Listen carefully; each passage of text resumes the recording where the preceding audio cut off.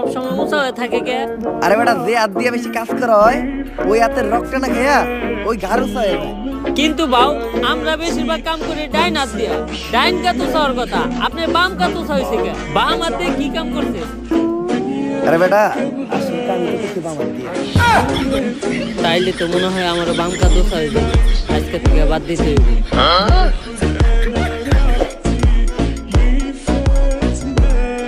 গাড়িটা তো সুন্দর আছে।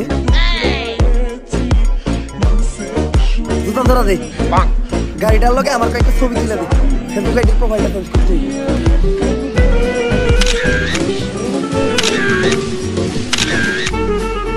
শালা ফকিন্নি আমার গাড়িটা ময়লা করে দিল। সরেনতে এখন যা আবার গাড়িটা ধুইতে হইব।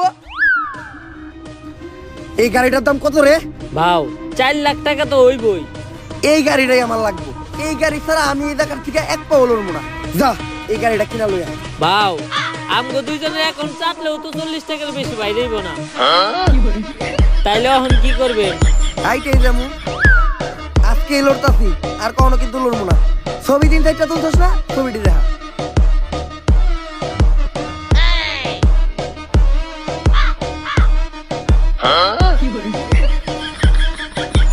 নাটকির পো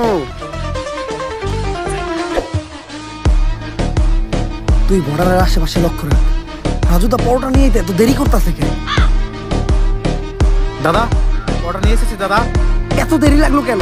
আর আমরা কিভাবে বুঝবো তুমি আসল রাজুদা আর এটাই রাজুদার আসল পরোটা? প্রমাণ দাও। দাদা এক প্লেটে 3টা বাসি পরোটা, আনলিমিটেড পচা তরকারি, সাথে সেদ্ধ পচা ডিম, একটি তরমুজ, পেঁয়াজ আর 2টো কাঁচা লঙ্কা, 40 টাকা। যা দিয়ে ট্রেনের টিকিটও হবে না দাদা। ডায়লগ হই নাই বুঝা যাইতেছে এটাই আসল রাজুদা। কিন্তু দাদা, তোমার পরোটা না আগে 30 টাকা করে ছিল, তুমি হঠাৎ করে 40 টাকা বানিয়েছো কেন? আরে দাদা 30 টাকা তোমার পরোটার দাম, আর 10 টাকা এক্সট্রা নিয়ে সস্তা ফুড ব্লগাররা ভিডিও করে তার জন্য। আমরা ভিডিও করবো না, আমার কাছে 30 টাকা রাখতে হবে। কিন্তু দাদা, এখন তো ইন্ডিয়াতে বাংলাদেশে আসা বন্ধ হয়ে গেছে, তোমাদের ব্যবসা কেমন চলে? ব্যবসার কথা আর বলো না দাদা, পুরো ঢুকেছি। বাঙালিদের মধ্যে হাতি থেকে নিজেদের মত বানাতে পারছি না। তো তোমাদের কি অবস্থা দাদা? আমাদের অবস্থাও খুব একটা ভালো না। রপ্তানি বন্ধ হওয়ার পর আমাদের হাঁকা বন্ধ হয়ে গেছে, তাই পরোটা নিয়ে যাচ্ছি, খেয়ে ক্লিয়ার হবে। আসি দাদা। আরে দাদা আমার 30 টাকা। বাসা গিয়ে বিকাশে পাঠিয়ে দিচ্ছি দাদা। ঠিক আছে দাদা। আরে বাড়া, এটা কি হলো? ইন্ডিয়াতে তো বিকাশই নেই।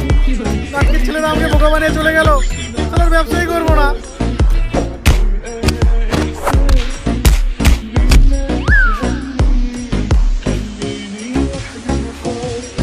ভাও, সামনে তো পুলিশ সিভিল ড্রেসে চেকিং করতেছে। এখন এই দিক দিয়ে যাওয়ার উপায় কি? এন থেকে বাইরে হওয়ার একটা বুদ্ধি আমার কাছে আছে। আমরা ভিখারি সাজবো, কারণ ভিখারি সাজলে আমাকে ওরা সন্দেহ করবো না। ভাও, ভিখারি সাজার কি আছে? আম করে তো ভিখারি মতোই দেখা যায়। এই ভিখারির পাশাপাশি আমরা প্রতিবন্ধীও সাজবো, তাইলে সন্দেহ করার আর একদমই চান্স নাই। সহজেই বেরিয়ে যাবো। ভাও, প্রতিবন্ধী হাজারও কোনো দরকার নাই। আপনার এক গারুসা দেখে আপনার প্রতিবন্ধীর মতোই দেখা যায়। তাইলে এখন একটা কাম করারই আমাকে বাকি আছে। কি বাউ?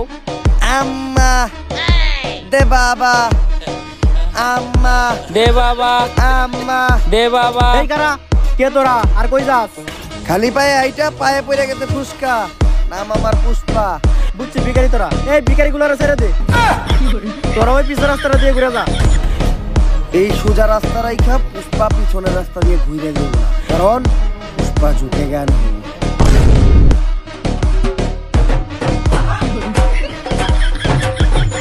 ভাও, এই চুল পাকনামি করাটার কি দরকার আছিল? কত সুন্দর যাইবার কইছাল গা, যাইতাম গা। পুষ্পা ঝুঁকে গা নেই। হ, ঝুঁকেন নাই, ডাইরেক্ট কান ধরে উঠবস করতাছে।